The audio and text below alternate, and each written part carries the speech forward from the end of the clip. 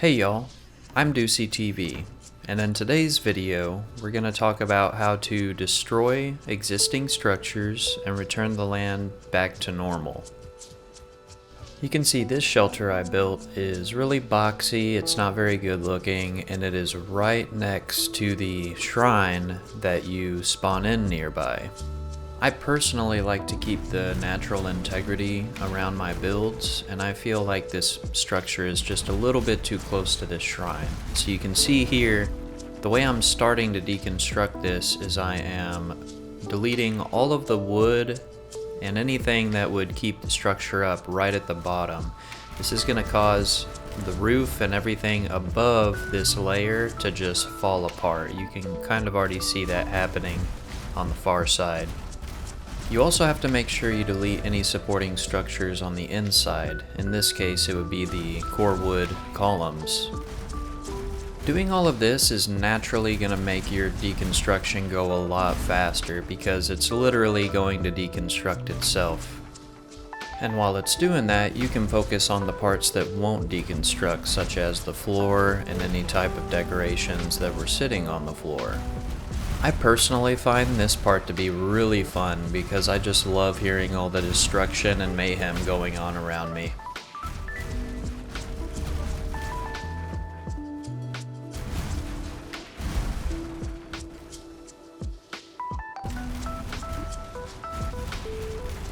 If you're deconstructing somewhere remote or it's just not very close to any other structure that you have that has storage, I definitely recommend bringing a cart as well because you're going to have a lot of material that you don't want to waste and you don't want to carry all that back to wherever. Preserving materials is a huge thing whenever you're a survival builder like myself. And if you haven't watched my previous video, you'll know that I own a private Valheim server dedicated to survival building. If you'd like to join, just click on the link in the description, read the server rules, and then read the building rules, and you should be all set to start on my server. Literally anyone is welcome, so don't be shy. You'll notice here that I left the workbench and forge for last, and that's just in case I need to repair anything before I finish my deconstruction.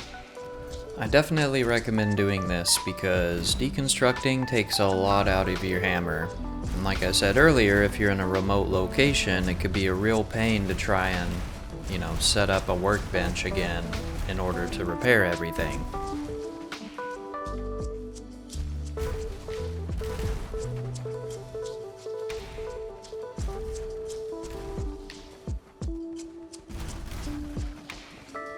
Once you do finally delete your workbench, you're going to have to create another one nearby so that you can finish deconstruction.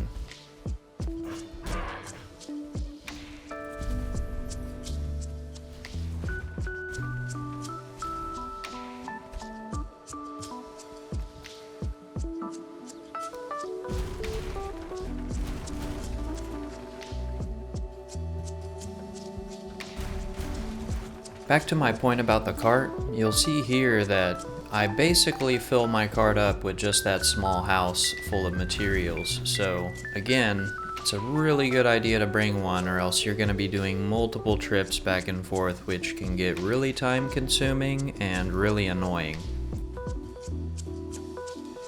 And now that we've destroyed our entire structure, it's time to start flattening out the land nearby, and you'll see immediately that I can't even flatten out everything I want to because of the shrine nearby.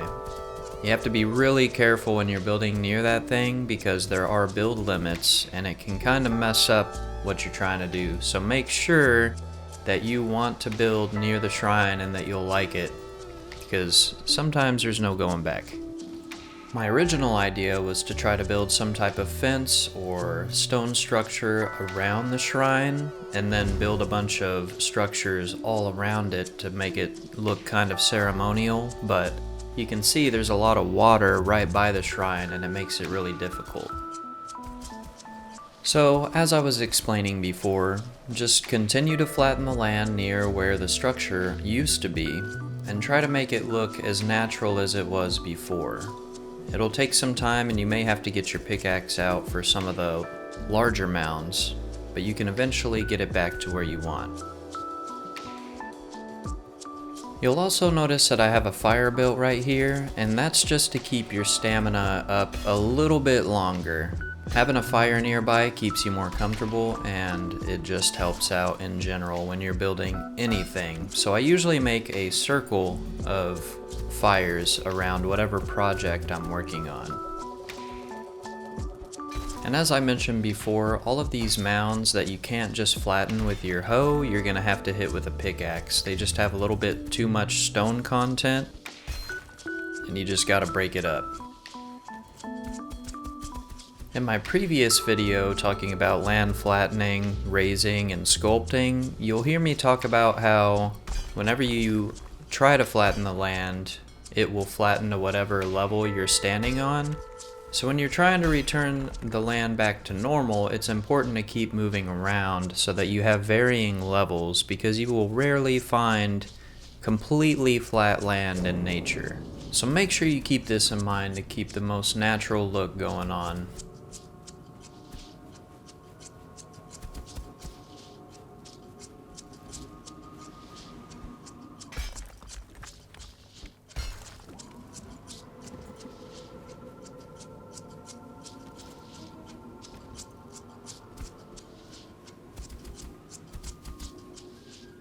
You can see here that we're almost back to where we want to be, so we're just making some last minute finishing touches. And this stone sticking out of the ground I was going to break, but I decided it's going to stick out whenever I finish what I'm doing, and it'll actually look more natural by just keeping it there. This land just refuses to flatten with a hoe, so I'm forced to just keep using my pickaxe, which is kind of annoying, but sometimes it really do be like that.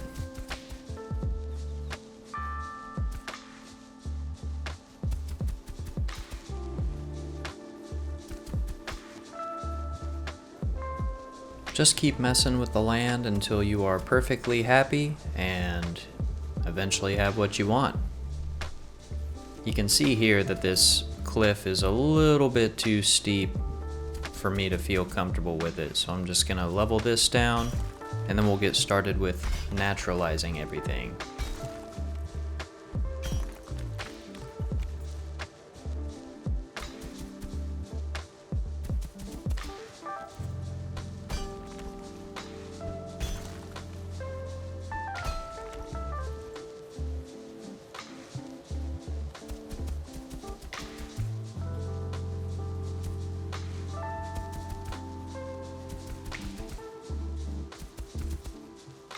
The way I usually think about it is if you can see that gray stone hanging out on the side of something, it's probably a little too high if you're on a flat area. So I just try to get rid of that.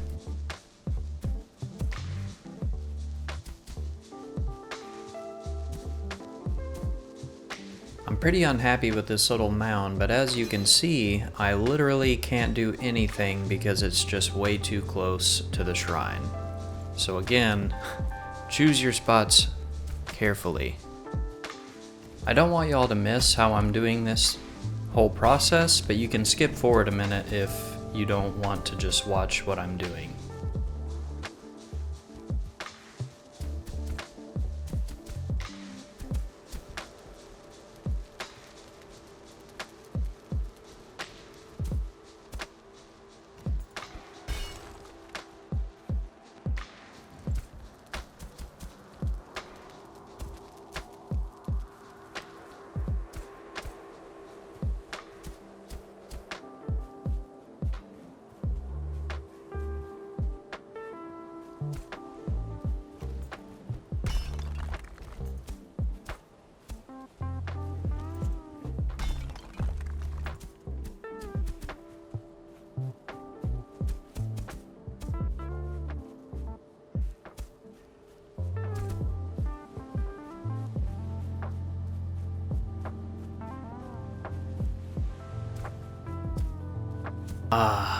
Finally something I'm happy with.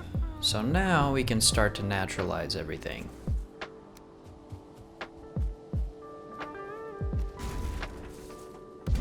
This is where you're going to need to start using the cultivator, because you're going to add grass to all the blank spots on the surface and make it look natural again.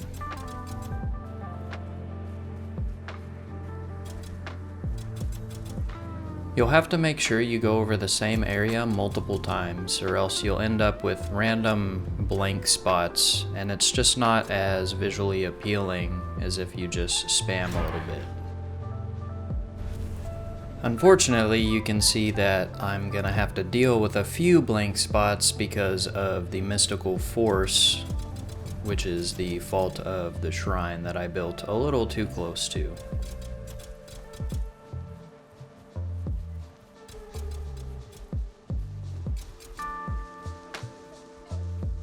Another thing to note about spamming grass with the cultivator is that you'll cause more natural vegetation to show up. If you only hit it once, it'll be mostly grass. You can see that these areas I'm hitting multiple times, they have a little bit more vegetation that shows up, and it just makes it look a lot more natural and untouched by human hands.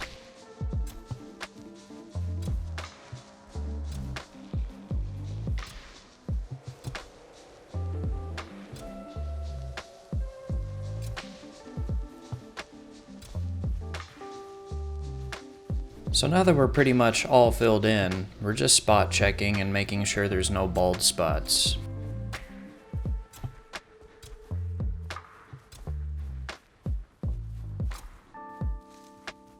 One really cool thing about adding grass is that anything that is kind of jagged will kind of be hidden within all of the vegetation.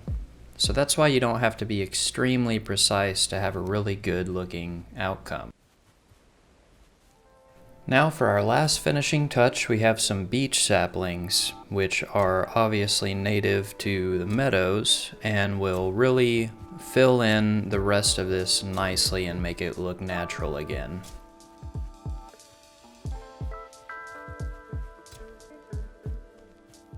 So there you have it. One last little spot check and we will be all done. Unfortunately, we still have those bald spots near where the shrine kind of takes over, but looks pretty good. And when these trees grow in, it will look completely natural. Before I finish up, I just want to remind y'all that I do have a survival-only Valheim building server. And if y'all want to join that, just click on the Discord link in the description. Read the server rules and the building rules and you'll be good to go. Anyway, if you enjoyed this video or you learned something, make sure to like and subscribe. And let me know in the comments what your favorite part of the video was or what you learned. I'm DeuceyTV, and I'll see y'all in the next episode.